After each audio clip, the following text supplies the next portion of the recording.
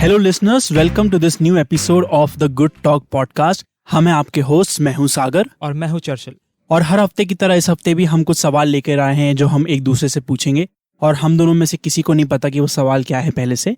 So as you know, हम कोई भी ऐसा सवाल जो आप हमें भेजना चाहते हैं वो भी वेलकम करते हैं। So if there is anything जो आप चाहें कि जिसका जवाब हम दें तो आप वो हमें भेज सकते हैं। उसके लिए आपको हमारा ईमेल इस पॉडकास्ट के एपिसोड के डिस्क्रिप्शन में मिल जाएगा। So Churchill, how are you feeling today? I am feeling great. And मैंने यहाँ पे आने से पहले एक बहुत ही प्यारा कोट पढ़ा जो मैं अपने लिसनर से शेयर करना चाहूँगा। Okay. It goes like, a fit body has 1000 dreams, an unfit person has only one. And ये मुझे काफ़ी ट्रू लगता है, क्योंकि जब आपकी हेल्थ ठीक नहीं होती है तो आपका सारा फोकस सिर्फ और सिर्फ अपनी हेल्थ पे होता है। पर अगर आपकी हेल्थ अच्छी है, एक हेल्दी पर्सन के पास बहुत सारे सपने हैं देखने के लिए। तो मैंने अभी जस्ट आने से पहले ये कहीं पढ़ा था और मुझे बहुत अच्छा लगा, तो मैंने सोचा अपने लिसनर्स के साथ ये शेयर करूं। That's awesome actually, and it's true as well. जैसे ही बॉडी में कुछ भी दिक्कत होती है, and it does not have to be a problem, it can be something as simple as a fever. Yeah. तो जैसे हमें फीवर होता है तो दुनिया की सारी बाकी चीजें बेमतलब और बेसिर पैर की लगने लग जाती है। हाँ, उस समय आपको कुछ नहीं दिखता है, उस समय आपको ये समझ नहीं आता है कि हाँ करियर है या कुछ और है। आप बस बेड पे पड़े रहते हो और आप सोचते हो यार बस ये बीमारी ठीक हो जाए। मुझे याद है बचपन में जब मुझे पेट दर्द हुआ करता तो मैं सोचता था यार पेट का दर्द सबसे बुरा होता है, ये नहीं होना चाहिए, बाकी कुछ नहीं होना हो जाए। फिर एक बार मेरा दांत टूट गया था, तो फिर मुझे दांत का दर्द हुआ, तो मुझे लगा यार दांत का दर्द सबसे गंदा होता है, खाने में भी दिक्कत होती है और कुछ नहीं कर पाते, तो ये नहीं होना चाहिए। उसी तरह हर बार हर अलग चीज़ के साथ मुझे बॉडी रिलेटेड कुछ भी होता है तो मुझे यही लगता है यार बॉडी रिलेटेड सबसे ज़्यादा यही पर्टिकुलर वो सबसे बुरा है। वैसे पेट दर्द से तो मेरा बहुत पुराना रिलेशनशिप है, इसलिए नहीं क्योंकि मुझे पेट दर्द हुआ बहुत है, पर क्योंकि मैंने उसको एज एन एक्सक्यूज बहुत बार यूज किया है स्कूल में और कराटे क्लासेस नहीं जाने के लिए। आई थिंक सारे ही बच्चों ने पेट दर्द और सर दर्द का बहाना सबसे ज्यादा यूज किया है कोई क्लास मिस करने के लिए। True, I am sure. And मुझे काफी आगे तक ध्यान है कि मैं सर दर्द का या पेट दर्द का बहाना यूज करता था, आई गेस 8th या 9th स्टैंडर्ड तक, कि हाँ मेरी तबीयत ठीक नहीं लगी। पर उस एज पे आते आते आपके पेरेंट्स समझ जाते हैं कि आप ब्लफ कर रहे हो। सरप्राइजिंगली मैंने सर दर्द कभी यूज नहीं किया, आई डोंट नो व्हाई। मुझे सर दर्द की दिक्कत रही थी क्योंकि मैं ग्लासेस पहनता हूँ, मैं आईज वीक थी तो मैं ग्लासेस और लेंसेज पहनता था, तो सर दर्द की दिक्कत थी। बट आफ्टर अ पॉइंट वो दिक्कत नहीं थी, फिर भी मैं यूज करता जा रहा था। आई एम श्योर हम सब लोग ऐसा कुछ करते ही हैं अपनी लाइफ में। हाँ, एंड सर दर्द के साथ दिक्कत क्या है, जैसे ही आपको सर दर्द होता है आपका सारा फोकस वो खत्म हो जाता है। आप किसी चीज पे फोकस नहीं कर पाते हो, आप कुछ सोच नहीं सकते हो, आप कुछ कर नहीं पाते, आपका सारा ध्यान वही उसी पेन पे ले रहता है। बाकी पेन्स के साथ भी होता है बट वो सबसाइड हो जाते हैं। सर दर्द के साथ फोकस करने में बड़ी डिफिकल्टी होती है। हाँ, ये तो मैंने भी ऑब्जर्व किया कि once the headache is there then तो आप कुछ भी जो भी आप देख रहे हो वो दिखना कई बार बंद हो जाता है। हाँ, और आपका पूरा माइंड सिर्फ उस पे रहता है कि सर में दर्द हो रहा है। मैंने काफी अच्छे तरीके निकाले थे सर दर्द से कोप अप करने के लिए। अगर कोई दिक्कत नहीं है आपकी, मतलब आपको जनरली कोई प्रॉब्लम नहीं है माइग्रेन या आंखों का नंबर चेंज होने की, तो प्रोबेबली वाटर डेफिशिएंसी या डिहाइड्रेशन के कारण सर दर्द होता है, या मैग्नीशियम डेफिशिएंसी के कारण भी सर दर्द होता है। सो आप मैग्नीशियम रिच चीज़ें ले सकते हैं या पानी पी सकते हैं प्रोबेबली सर दर्द के लिए। केला बहुत अच्छा हेल्प करता है क्योंकि मैग्नीशियम रिच रहता है। तो अगर आप नहा लें, पानी अच्छे से पी लें या इलेक्ट्रॉल ले लें और एक केला खा लें, तो नॉर्मली अगर जनरल सर दर्द है तो वो क्योर हो जाता है उससे। करंटली तो मौसम भी ऐसा हो रहा है कि कभी भी नहा लो अच्छा ही रहता है। हाँ, definitely. Okay, so that was just some little chit chat. आज के हम सवाल अब पिक करते हैं। So Churchill, would you want to start with your question today? Okay, so normally क्या होता है, जैसे जब हम छोटे होते हैं तो हम कुछ भी करने में हिचकते नहीं है। हम सब कुछ नया पुराना सब कुछ देखना चाहते हैं और नई चीज़ें हमें एक्साइट करती हैं। बट जैसे जैसे हम ग्रो करने लग जाते हैं, एज करने लग जाते हैं, एक रेजिस्टेंस आ जाता है कोई भी नई चीज़ ट्राई करने के लिए या नया एक्सपीरियंस लेने के लिए। सो मेरा आज का सवाल या आज का डिस्कशन मैं चाहता हूँ इस टॉपिक पे हो हमारे बीच में, कि उस रेजिस्टेंस को या कोप करने के लिए हम क्या कर सकते हैं, और पर्टिकुलरली आप क्या करते हो उस रेजिस्टेंस को कोप करने के लिए। ये नई चीज़, नया एक्सपीरियंस भी हो सकता है, एक नई हैबिट भी हो सकती है, या नया रिचुअल भी हो सकता है, कोई भी नई चीज़ है, एज सिंपल एज के कोई नई चीज़ जो आपको कंफर्ट जोन से बाहर जाके करनी है। May be it could be going for a new job interview, approaching a girl that you like, anything. Okay, so I think resistance तो ऐसी ऐसी जगहों पर उठ के आ जाता है जहां हम एक्सपेक्ट नहीं करते कि हम रेजिस्ट कर रहेंगे उस चीज़ को। कोई ऐसा एक्सपीरियंस जो हमें पता है कि शायद अच्छा होगा, could be watching a new movie, और वो भी हम रेजिस्ट कर जाते हैं for some weird reasons in our head, भले हम कोई भी रीजंस उसको एक्चुअली बोले।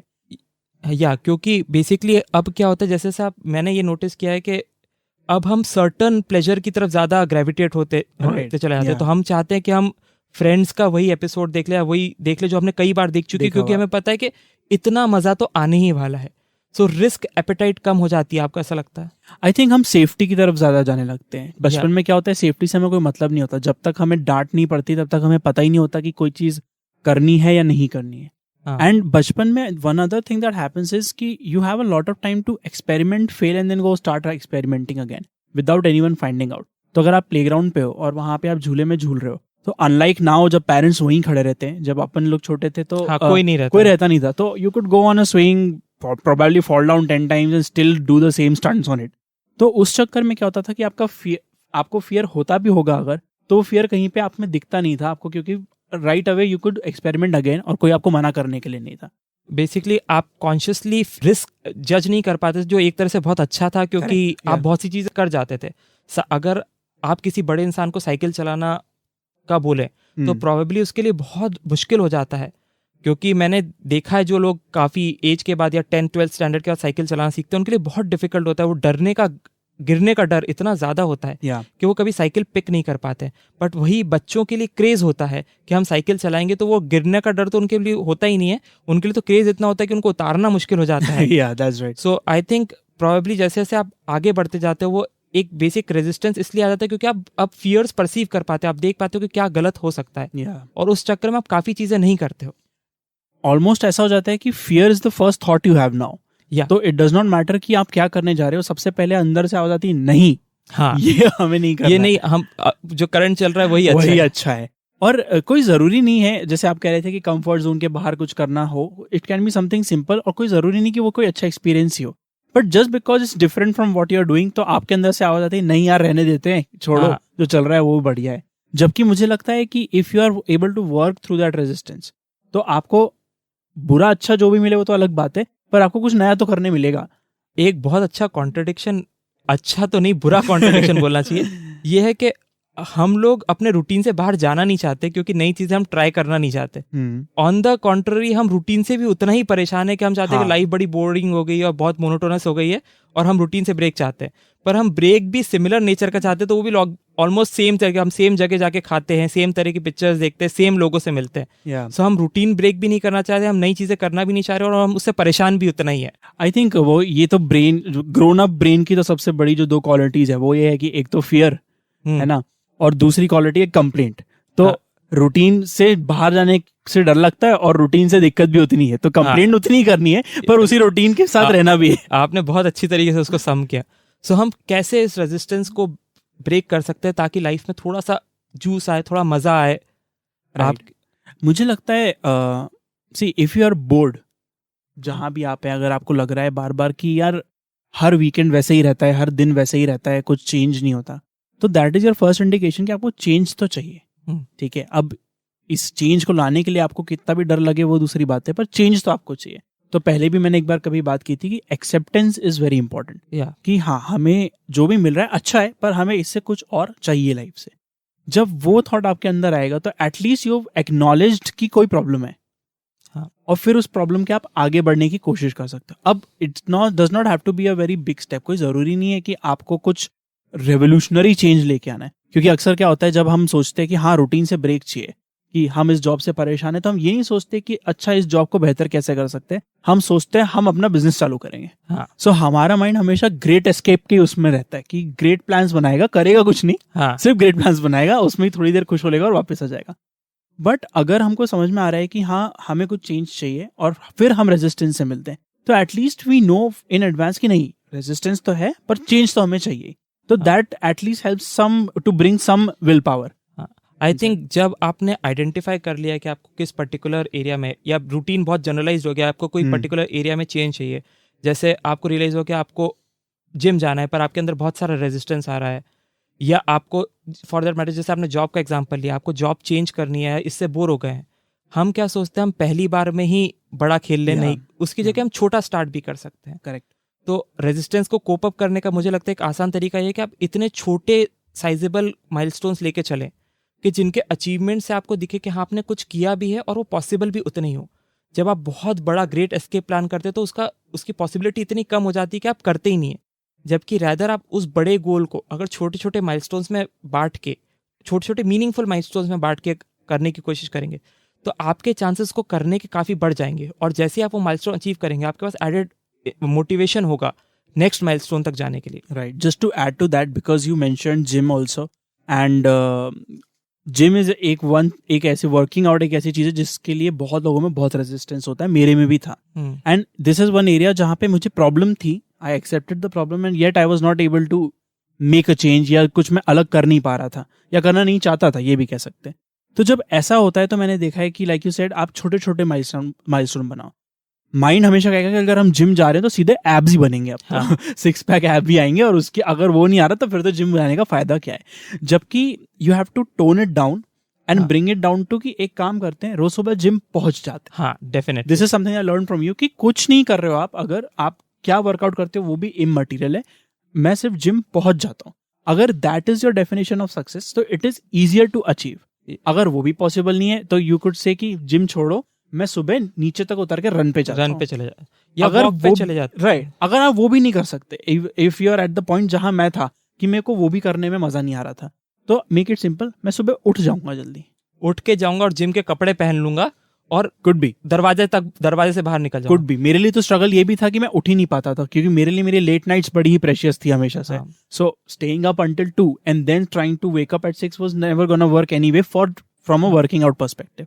तो मैंने सिंपल रूल बनाया कि थोड़ा जल्दी सोएंगे, थोड़ा जल्दी सिर्फ उठेंगे। अगर वो हो जाएगा तो फिर देखते हैं डेफिनेटली अगला स्टेप आसान हो जाता है। ऑल्सो मुझे लगता है रेजिस्टेंस से कोप अप करने के लिए जरूरी है कि आप अपना वाई जाने, कि आप कोई पर्टिकुलर चीज करना क्यों चाहते हैं। क्योंकि जब आपके माइंड में कोई थॉट आता है कि मुझे ये हैबिट लेनी है, ये नहीं स्टार्ट करने है, ये जॉब चेंज करना है, तो आपके पास एक रीज़न होता है। जब वो रीज़न होता है तो चीज़ें करना थोड़ी आसान हो जाती है, और इनिशियली वो रीज़न रहता है आपके साथ, बट जैसे ही 3 दिन 4 दिन निकलते हैं वो रीज़न फेड आउट हो जाता है और अब सिर्फ हैबिट रह जाती है। सो आपकी साइकी पीछे रह गई है और सिर्फ एक्शंस रह गए, और एक्शंस बिना रीज़न के बड़ा डिफिकल्ट होते हैं करना। राइट। तो उस केस में मुझे लगता है कि बड़ा ज़रूरी है कि आप रीजंस अपने आइडेंटिफाई करें और उसके बाद फिर आगे मूव करें। कई बार मुझे ये भी लगता है कि रीजंस शुरुआत से क्लियर नहीं होते। आपके पास एक मेन रीजन होता है, और जब आप कोई चीज़ करना चालू करते हैं तो आपको उसमें और रीजंस मिल जाते हैं वहाँ वो काम करने के।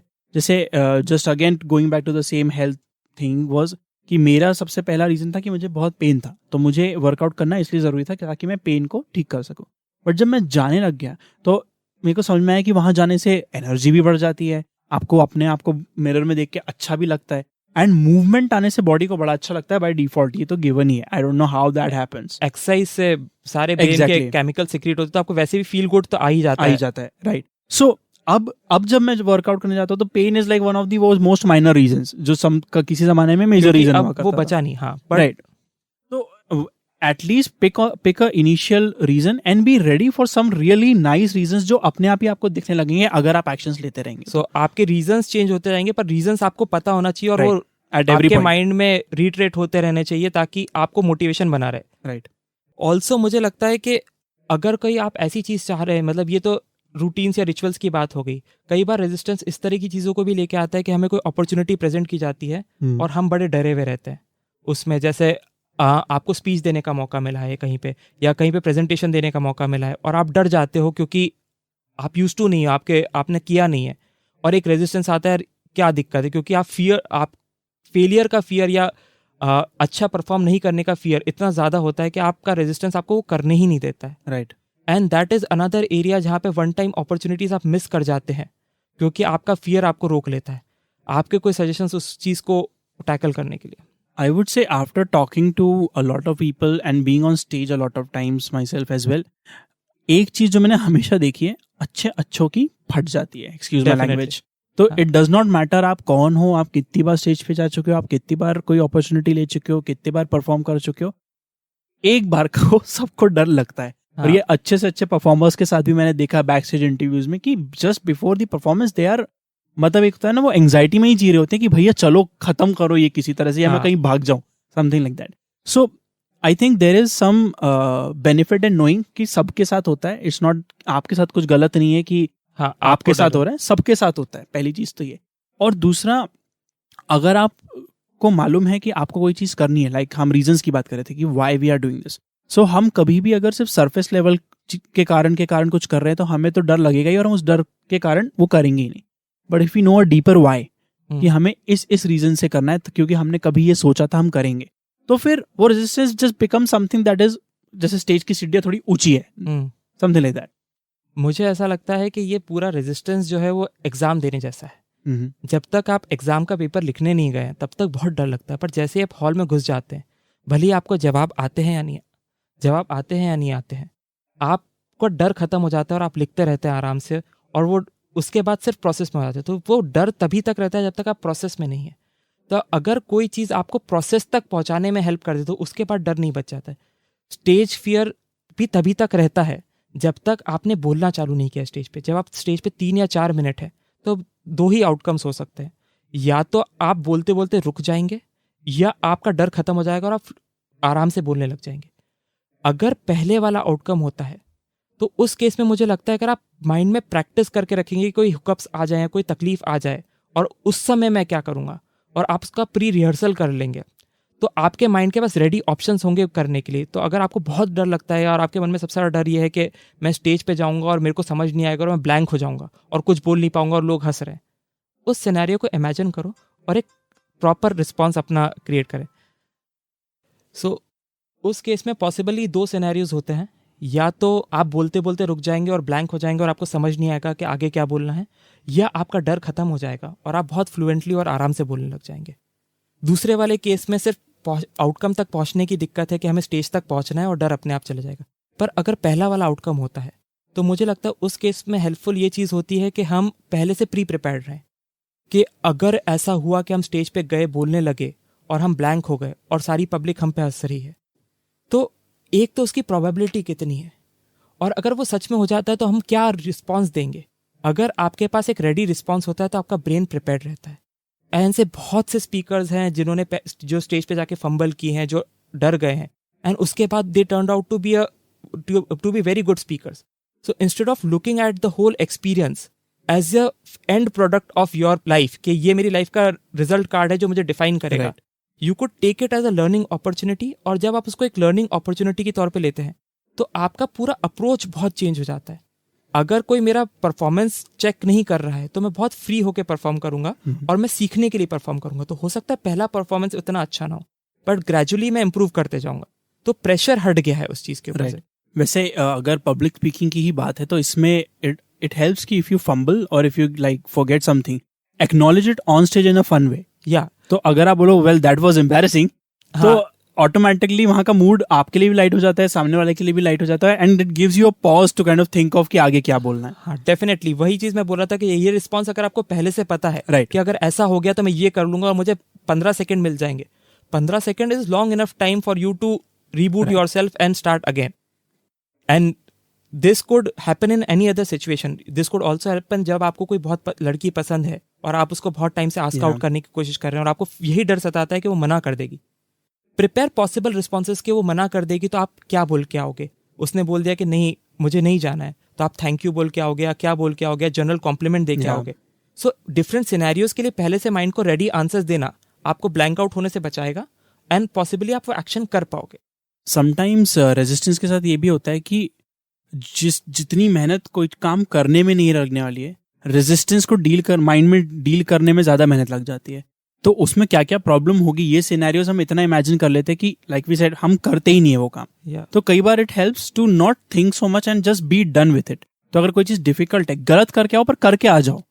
पर कभी कभी ऐसा होता है कि वो चीज डिलेड होने वाली है, आप 2 दिन Certainly. हाँ, of course. उस केस में मुझे लगता है एक और चीज बहुत हेल्प करती है जो टिम फेरिस सजेस्ट करते हैं. टिम फेरिस बोलते हैं कि जो भी आपके डर हैं उन सबको एक पेपर पे लिख लीजिए, और जब आप लिख रहे हैं तो उनकी पॉसिबिलिटी या प्रोबेबिलिटी नहीं लिख रहे हैं, आप सिर्फ लिख रहे हैं कि ये गलत हो सकता है, ये गलत हो सकता है, ये गलत हो सकता है, ये गलत हो सकता है, ये गलत हो सकता है. जब आपने सब उनको लिख लिया तो आपका माइंड वैसे ही थोड़ा सा शांत हो जाता है.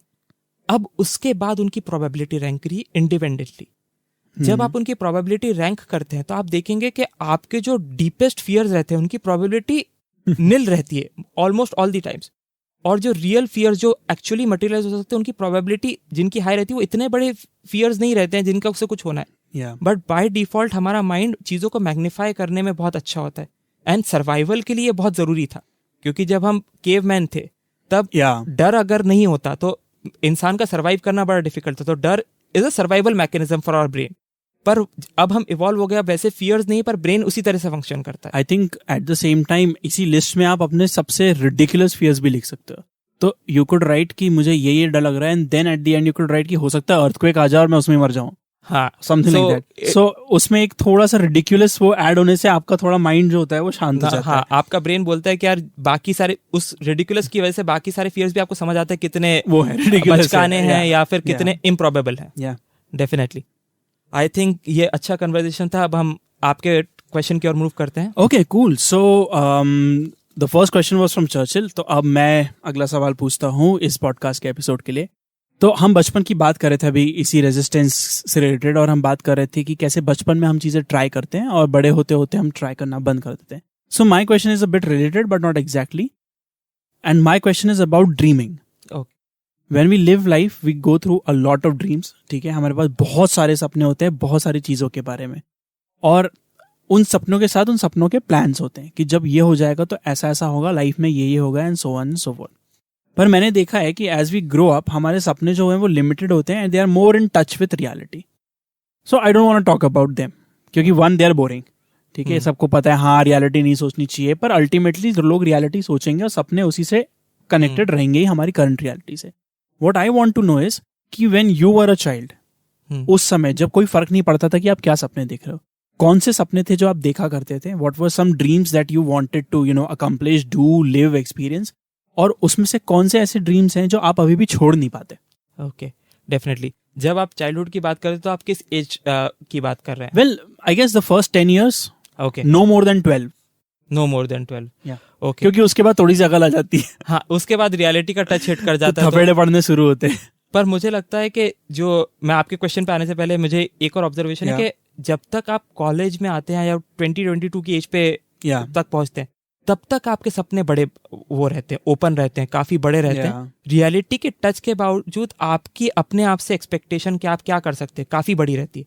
तो आपके लिए नॉर्मली हर 20-22 ईयर ओल्ड के लिए कुछ भी अचीव कर पाना उसको पॉसिबल लगता है। 22 इयर्स के बाद जब सडनली आप अर्न करने के उसमें आते हैं तब रियलिटी हिट तब रियलिटी रियली हिट करती है। हाँ, और 10-12 साल से पहले के जो ड्रीम्स रहते हैं वो मेरे को लगता है वो रियलिटी से तो बिल्कुल ही परे रहते हैं, पर वो प्योर फैंटेसी वर्ल्ड की रहती है। हाँ, वर्ल्ड के ड्रीम्स होते हैं। मैं अगर अपनी चाइल्डहुड में जाऊंगा तो बहुत सारी चीजें थी। मतलब एक टाइम पे मैं पायलट बनना चाहता था क्योंकि हमारे घर के ऊपर से प्लेन निकला करता था और ऑलमोस्ट सभी लोग वही देखते हैं। मैं मूवीज काफी देखता था और उस टाइम पे जब हम बच्चे थे तब मूवीज में जो मेल प्रोटैगनिस्ट रहता था वो मेजरली पुलिस वाला रहता था। Okay. सो मैं TI नहीं बनना चाहता था, मेरा वो रहता था कि मैं कलेक्टर बनूंगा, ऐसा बनूंगा। और क्योंकि मेरे दादाजी भी कलेक्टर थे, so I was able to resonate very well with it. Later थोड़ा सा एज अप होने के बाद मुझे काफी इच्छा थी कि मैं मेंटर बनूं लोगों का, जो मैं ऑलरेडी करता हूं पर उस फॉर्मेट में नहीं करता हूं जिस फॉर्मेट में मैं करना चाहता था। तो वो चीज़ थी। अपार्ट फ्रॉम दैट ऐसे कोई सपने मेरे घर वालों को बड़ा लगता था कि मैं डॉक्टर बनूं, या उस समय था कि मेरे से नहीं बाकी सारे बच्चों से ही वो था क्योंकि हमारे घर में कोई डॉक्टर नहीं था। सो सबको लगता है कि परिवार में एक डॉक्टर होना चाहिए। तो हम सभी बच्चों से, और मैं मेरे चाचा के बच्चे दोनों, मेरी दीदियाँ, हम सब साथ में रहते थे। हम 4 भाई बहन रहते थे, 3 बहनें और मैं एक भाई। हाँ। तो हम सभी से एक्सपेक्टेशन थी कि हम में से कोई ना कोई डॉक्टर बन जाए। सो वो एक शेयर्ड एक्सपेक्टेशन भी थी। ओके। ऑल्सो सम पॉइंट पे मैं एक मूवी स्टार भी बनना चाहता था। और उसका कुछ पास्ट रिलेशनशिप मेरे फादर से भी है क्योंकि मेरे फादर ने मूवीज में एक्ट भी किया है और डायरेक्ट भी किया है, और वहां पे से था। और मूवीज का एक ग्लैमर रहता है जो हर इंसान को कभी ना कभी तो छूता है, तो वो भी एक पार्ट था। Right, okay. एंड वैसे ये डॉक्टर वाला ड्रीम मेरे इतना नहीं चला क्योंकि मेरी पढ़ाई इतनी बकवास थी कि सबको समझ में आ गया था इसके बस की नहीं है। मेरे घर में वो थोड़ा सा डिफरेंट इसलिए था क्योंकि मेरी तीनों बहनें बहुत अच्छा पढ़ती थी। अच्छा, मैं तो स्कूलिंग में इतना अच्छा नहीं था, पर हाँ, स्कूलिंग के बाद मेरी पढ़ाई काफी इंप्रूव हो गई थी। Right, okay. एंड मैंने जनरली देखा जो बच्चे शुरू में बहुत अच्छा पढ़ते हैं वो जैसे जैसे एज अप करते हैं, not true for everyone, but उनकी एजुकेशन उतनी अच्छी नहीं मतलब उनकी पढ़ाई या लर्निंग उतनी अच्छी नहीं रह जाती है। आई थिंक बिकॉज बचपन में specially in the early up until I think class 5 at the very least जो एग्जाम्स और ये सब रहता है, they work very well with people who can mug up a lot of things. क्योंकि काफी इन्फॉर्मेशन ज्यादा नहीं रहती, इन्फॉर्मेशन थोड़ी सी ही रहती है। हाँ। और उसको आपको सिर्फ मगअप करना रहता है। सो ऐसे आई हैव सीन कि जो हाँ। भी टॉपर्स रहे थे उस टाइम तक, they were really good at, रट्टू तोता ज्यादा था। Right, and that I don't think that's a bad thing. See, if मैं नहीं कर सकता था और वो कर सकते थे तो ऑटोमेटिकली उस चीज में वो मुझसे बेटर थे, सीधी बात है। But as soon as it becomes about mathematics and algebra and, तो आई थिंक वहां पे फिर चीजें चेंज होना शुरू होती है। अपने लिए तो कोई चीजें चेंज नहीं हुई थी, मैं पहले भी डफर था और बाद में भी इन मामलों में डफर था। पढ़ाई को लेके सागर हर चीज में बहुत अच्छा है, ये हमेशा ट्रू रहा है। मेरा इस पे बहुत अच्छा है। That was sarcastic, just if you didn't get that. नहीं, ये बिल्कुल सरकास्टिक नहीं था, बिल्कुल रियल कॉम्प्लीमेंट था।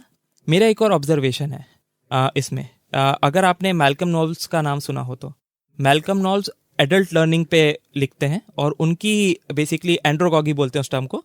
और उनका ऑब्जर्वेशन ये है कि बच्चों को सीखने के लिए या याद करने के लिए, लर्न करने के लिए कोई इंसेंटिव की जरूरत नहीं होती, कोई रीजन की जरूरत नहीं होती।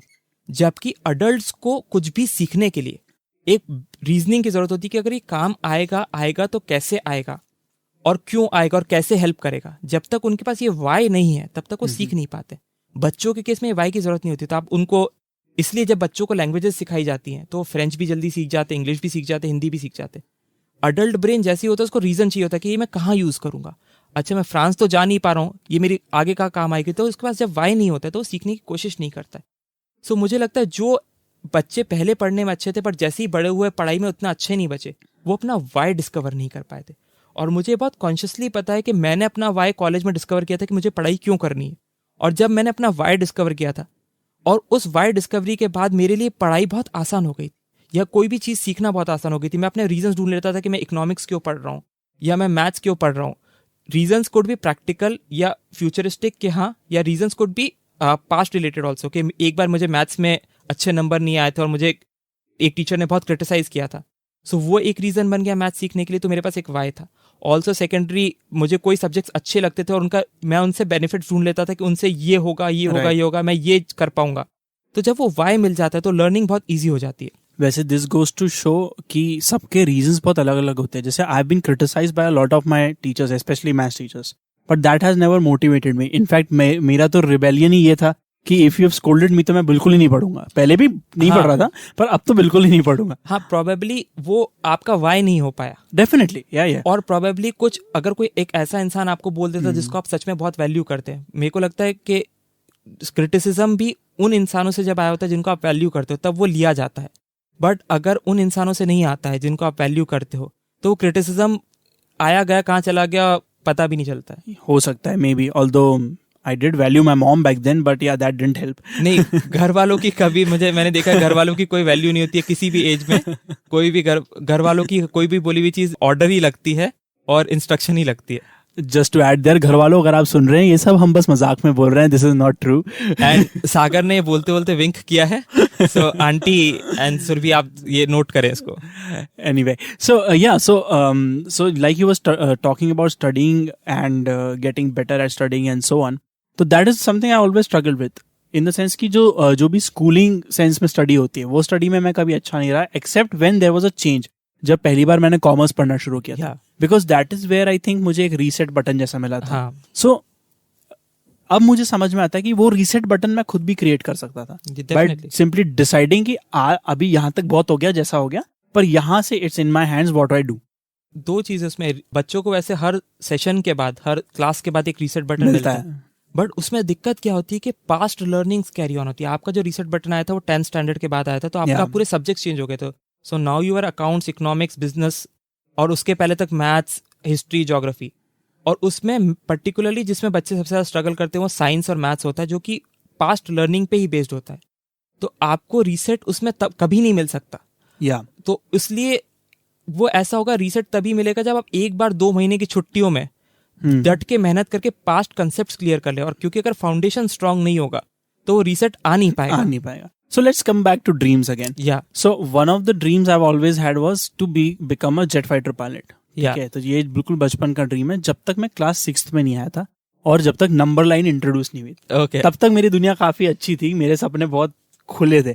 और जैसे ही क्लास 6 में हम आए और नंबर्स के आगे माइनस लगना शुरू हो गया, तब से आई हैड दिस क्या कहना चाहिए, लाइट बल्ब मोमेंट यानी कि मेरे माइंड में लाइट बल्ब जो था वो बंद हो गया ठीक है ना, और वहां से मुझे चीजें समझ में आना बंद हो गई। Another thing you said was कि कई बार हमें अगर रीजन मिल जाता है कुछ करने का कि ये इसका क्या यूज होगा, तो ये काफी पहले शुरू हो जाती है ये चीज। ऐसा नहीं है कि ये आप जब 25 के जाते हैं उसके बाद शुरू होती है, तब तो ये स्ट्रांग हो जाती है। It starts very early. Like I remember कि किसी टाइम पे a+b² इंट्रोड्यूस हुआ था मैथ्स में। आई थिंक क्लास 7 और क्लास 8 रही होगी, था मेरे हिसाब से शायद, could be 6th, I don't remember, I think yeah, anyway the class not being important there। तो a+b² का क्या यूज है ये मुझे आज भी नहीं पता, ना वो मैथ्स टीचर ने मुझे बताया, ना किसी ट्यूशन टीचर ने मुझे बताया। यूज है, मैंने यूज होते हुए देखा है, पर किसी ने मुझे ये नहीं कहा कि अच्छा ये सीख लो, इससे तुम्हें ये फायदा हो सकता है। और शायद उसका कोई डायरेक्ट फायदा नहीं है, ये भी हो सकता है, बट वही है कि रीजंस वाली जो चीज है बहुत पहले आप में घर करने लग जाती है कि इसका रीजन क्या है। एक और बहुत बड़ी दिक्कत इसमें लगती है कि जब हमें a+b² सिखाया जाता था तो वो हमें रटा दिया जाता था कि a+b ऐसा ही होता है। उसका यूज क्या है वो एक पार्ट है, और वो क्यों है वो मैंने एक बायजू करके लर्निंग ऐप आती है, उसका अगर आपने ऐड देखा तो इसी a+b² को ड्रॉ करके दिखाते हैं, और वो उस चीज को इतना क्लियर कर देता है आपके माइंड में कि अब आपको उसको रटने की जरूरत नहीं है। मुझे लगता है प्रोबेबली अगर उस टाइम पे एजुकेशन या मैथ्स और साइंस जैसी चीजें इस तरीके से भी बताई गई होती तो बड़ा डिफरेंट होता। जैसे आजकल काफी सारे कंसेप्ट्स के लिए, जैसे हमें वॉल्केनोज के बारे में बस रटा दिया जाता था कि 3 तरह के वॉल्केनोज होते हैं, इनमें से लावा और एशेस निकलती ही होता है। बट आजकल बच्चों के पास सीखने की अपॉर्चुनिटीज इस फॉर्म में है कि उनके पास लाइव मॉडल्स आते हैं जिनमें आप वॉल्केनो बिल्ड कर सकते हैं, आप वही सब चीजें डाल सकते हैं और छोटा सा वॉल्केनो इरप्ट होता है। अगर आप किसी बच्चे की लर्निंग इस तरह से इम्पार्ट करेंगे कि आप उसको एक्स मॉडल दिखा रहे हैं और फिर बताएंगे कि अच्छा इसमें ये गैसेस है और ये मुझे आज भी नहीं पता है कौन सी गैसेस और क्या रहती हैं या क्या जलता और क्या होता है, बट अगर आप उसको इस तरीके से बताएंगे तो उसका रिटेंशन के चांसेस कई गुना ज्यादा आ जाएंगे और उसका इंटरेस्ट जगेगा। चाइल्डहुड में लर्निंग के लिए इंटरेस्ट या क्यूरियोसिटी होना किसी पर्टिकुलर बहुत जरूरी थी, पर जब आपको मगअप कराया जा रहा है कोई तो वो क्यूरियोसिटी जीरो है। This reminds me of a teacher in class 4th जिन्होंने हमारी साइंस, वो हमारी क्लास टीचर भी थी और साइंस टीचर भी थी हमारी। सो साइंस में एक एक्सपेरिमेंट होता था जिसमें एक कैन है, उसमें छेद है और आप पानी डालते हो ऊपर से। So as the can fills up, उन छेद में से पानी बाहर निकलता है, and it's I think it's atmospheric pressure या वाटर प्रेशर का वो एक्सपेरिमेंट है। एंड उसमें ऑफ कोर्स जो सबसे ऊपर वाला होल है उसमें से कम पानी निकलेगा और सबसे नीचे वाले में से सबसे तेज निकलेगा। प्रिटी इजीली इस चीज को आप सिर्फ रटवा भी सकते थे, but that teacher went to the extent कि वो घर से अपनी एक बॉटल लेके आई थी, उसमें छेद थे बकायदा, and she brought a water bottle. So I don't remember any science from that year except that one experiment. Okay. So I think that shows कितना important है बच्चों को दिखाना या उनका इंटरेस्ट जगाने की एटलीस्ट कोशिश करना। Okay, definitely. हम इस चर्चा को खत्म कर इसके पहले मुझे एक कोई चीज याद है मैं शेयर करना चाहता हूँ। डेफिनेटली। हमें टाइम, स्पीड और डिस्टेंस का चैप्टर हुआ करता था मैथ्स में, और मैं मैथ्स में 12th तक अच्छा नहीं था। मेरा मैथ्स इंप्रूव हुआ है ग्रेजुएशन में, और जब मैंने कैट की तैयारी की उसमें, और जब मैं वापस कैट की तैयारी करने के लिए मैथ्स पढ़ता था तो वो टाइम, स्पीड और मेरा अर्थमेटिक बहुत स्ट्रांग हो गया था कैट की प्रिपरेशन के पहले। तो उस समय मैंने वही ट्रेन वाले एग्जाम्पल्स लिटरली ट्रॉइस से रिक्रिएट किए हैं अपने। जब वो एग्जाम्पल सॉल्व करते वक्त तो मैं देखता था कि हाँ ठीक है 2 ट्रेन्स पास में आ रही, तो मैं 2 कार्स के टॉयज ले लेता था हॉट व्हील्स के, 2 रबर शार्पनर लेके उनको पास में लेके आता था, अच्छा तेजी से पास आ रहे। और जब आप उस तरीके से उनको मूव करके देखते हैं, हर इंसान का ब्रेन अलग तरीके से वर्क करता है। तो मेरा ब्रेन उस तरीके से वर्क करता था कि जब मैं किसी चीज को देख पाता था, इमेजिन कर पाता था, तो उसको सॉल्व करना मेरे लिए बहुत आसान हो जाता था। नहीं तो मुझे कभी समझ नहीं आया था कि टाइम को, डिस्टेंसेस को प्लस क्यों किया जा रहा है और टाइम कांस्टेंट क्यों रह रहा है। बट जब भी उसी चीज को मैंने टॉयज के साथ खेल के देखा तो मेरे लिए बहुत आसान हो गया सीखना। Okay, that's an interesting approach, क्योंकि मैंने कभी नहीं सुना कि कोई मैथ्स के एक्सपेरिमेंट्स विजुअल तरीके से सिर्फ देखने भर के लिए भी करता हो। So that is something knew that I learn today. I think बहुत अच्छी आज की टॉक रही। हम अपने सभी लिसनर्स से बोलेंगे कि हमें जिस भी प्लेटफॉर्म पे आप सुनते हैं, आईट्यून्स पे, स्टिचर पे, साउंड क्लाउड पे, हमें सब्सक्राइब करें और हमें रेटिंग्स और रिव्यूज़ दें। आपके रेटिंग्स और रिव्यूज़ हमें मोटिवेट करते हैं ज़्यादा बेटर कंटेंट लाने के लिए। अगर आपके पास हमारे लिए कोई भी सजेशंस हो तो हमें ज़रूर भेजें, और कोई भी क्वेश्चंस हो तो हमें ज़रूर भेजें। हमारा ईमेल आपको डिस्क्रिप्शन में मिल जाएगा। And just to leave you with one thought, चाहे जो भी उम्र हो, सपने देखना मत छोड़िए।